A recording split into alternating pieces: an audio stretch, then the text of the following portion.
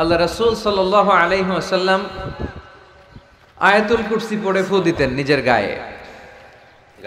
সূরা ইখলাস, সূরা ফালাক, সূরা নাস, তিন কুল পড়ে ফু দিতেন। একবারে খালি সূরা ফাতিহা পড়ে ফু দিতেন। এগুলো পড়ে হাত দুটো মিলাবেন, হাতে ফু দিয়ে মাথা থেকে পা পর্যন্ত মাসে করবেন। It's a protection from your Lord. জিন ভূতের আসর, ব্ল্যাক ম্যাজিক, জাদুটোনা, বান মারা, এগুলো আছে নাকি পাকুন্দিয়ায়? কি বলেন এগুলোর আপনারা? এখানে আছে বান মারে, আজনবী নাই বেশি, হ্যাঁ সব সৌদিরাই থাকে। ঝাড়ু মারে, দারু, জাদু, ঝাড়ু, জাদু, ঝাড়ু, যাই হোক, তো এগুলো কিন্তু মারে, বান মারে, জাদু টোনা করে, ব্ল্যাক ম্যাজিক করে। এগুলো থেকে আমাদের সোনামণিদেরকে আমরা প্রোটেকশন করাবো কিভাবে? ওদেরকে শিখাই দিব। সূরা ফাতিহা পড়ে, আয়াতুল কুরসি পড়ে, তিন কুল পড়ে তুমি হাতের মধ্যে ফু দিবা। ফু দিয়ে মাথা থেকে পা পর্যন্ত তুমি নিজেই মাসে করবা। তোমাকে প্রোটেকশন দিবে কে? আল্লাহ রাসূল সাল্লাল্লাহু আলাইহি ওয়াসাল্লাম বলেছেন, মান ক্বারাআ আয়াতাল কুরসি দুবুরা কুল্লি সালাতিন মাকতুবাতিন লাম ইয়ামনাহু মিন দুখুলিল জান্নাতি ইল্লাল মাউত। প্রত্যেক ফরজ সালাতের পরে যে ব্যক্তি আয়াতুল কুরসি তেলাওয়াত করবে, তার জান্নাতে যাওয়ার ক্ষেত্রে আর কোনো ব্লক বা বাধা নাই, একটা জিনিস ছাড়া, সেটা হচ্ছে মরণ, মৃত্যু। লোকটা মরে না তাই জান্নাতে যায় না, মরলেই জান্নাতে। এজন্য আজকে থেকে সূরা ফাতিহা বেশি বেশি পড়বেন। তো সাইয়েদনা আবু সাঈদ আল খুদরি রাদিয়াল্লাহু তাআলা আনহু বর্ণনা করেন, আমরা একবার মরুভূমিতে সফর করছিলাম, হঠাৎ দেখলাম মানুষের জটলা ডিঙ্গিয়ে ভেতরে যেয়ে দেখি এক লোক শুয়ে আছে, আর অন্য লোকেরা মন্ত্র পড়ে ফু দিচ্ছে। উল্টা পাল্টা মন্ত্র পড়ে ফু দেয় না, সুমন্তর সু, কালী কুত্তার গু।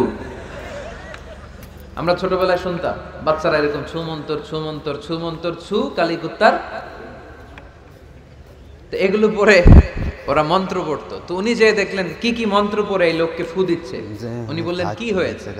সবাই বললো আমাদের নেতা সাইয়্যিদুল হাই, হাইমানি গোত্র, এই গোত্রের নেতা সাপ কামড় দিয়েছে, বিষে এমন নীলাভ হয়েছে দেহ মনে হয় মারা যাবে। কি করা যাবে? তোমরা কি কোনো রুকিয়া ঝাড়ফুঁক জানো? উনি বললেন জানি। তাহলে আসো একটু ঝাড়ফুঁক করো। উনি বলল শর্ত আছে, আমাদেরকে ছাগল দিতে হবে, এক পাল ছাগল। আরেক বর্ণনায় এসেছে 30টারও অধিক ছাগল। সবাই বলল আমাদের নেতা, এর যদি কিছু হয়ে যায় আমরা নেতৃত্ব শূন্য হয়ে যাব, ছাগল লাগুক আর ওট লাগুক, তুমি আসো। বাড়ি বাড়ি যে ছাগল এনে, ছাগল রেডি।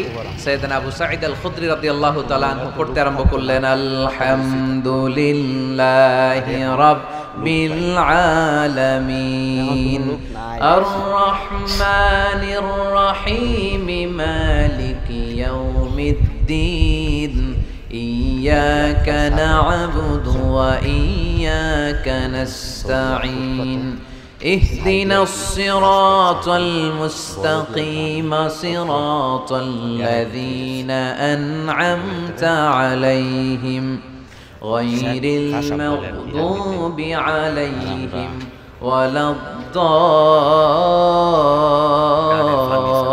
الضالين। পড়েন আমিন।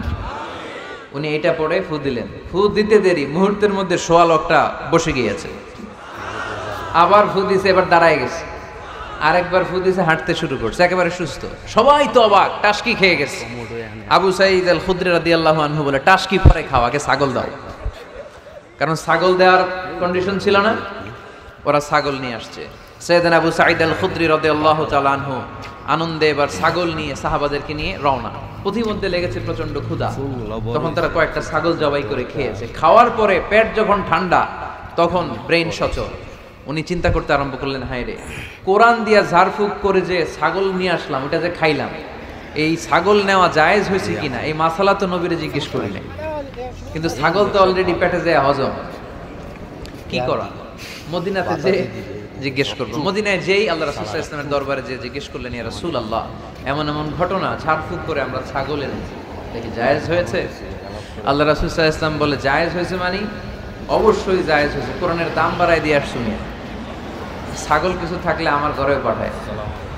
সুবহানাল্লাহ পড়তে পারলেন না?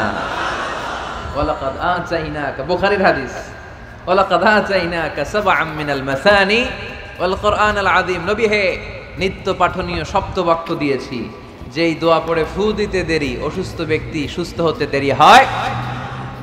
এজন্য আল্লাহ ইরশাদ করেন, অনুনাজ্জিলু মিনাল কুরআনি মা হুয়া শিফাউ ওয়া রাহমাতুল লিল মুমিনিন ওয়া লা ইয়াজিদুয যালিমিনা ইল্লা খাসারা।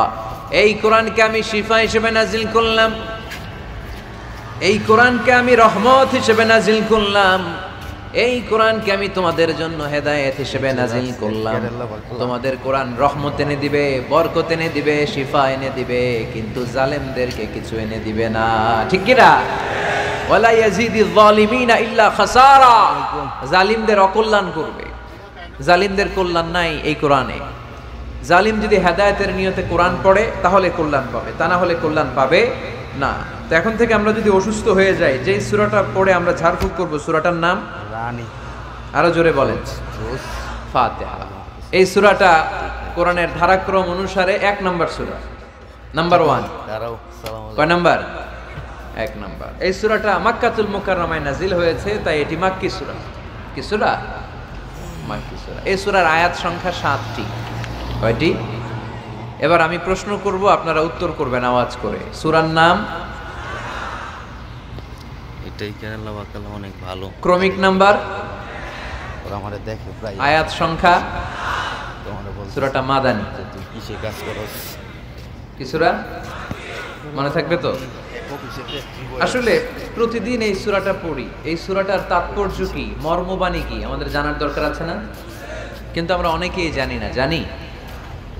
সব আরব বিশ্বে দেখবেন ওনারা যখন তারাবির সালাত পড়ে, আযাবের আয়াত আসলে কাঁদে। পাকুন্দিয়ায় আপনারা কাঁদেন? জান্নাতের আয়াত আসলে দরাজ গলায় তেলাওয়াত করে। আপনারা কি করেন?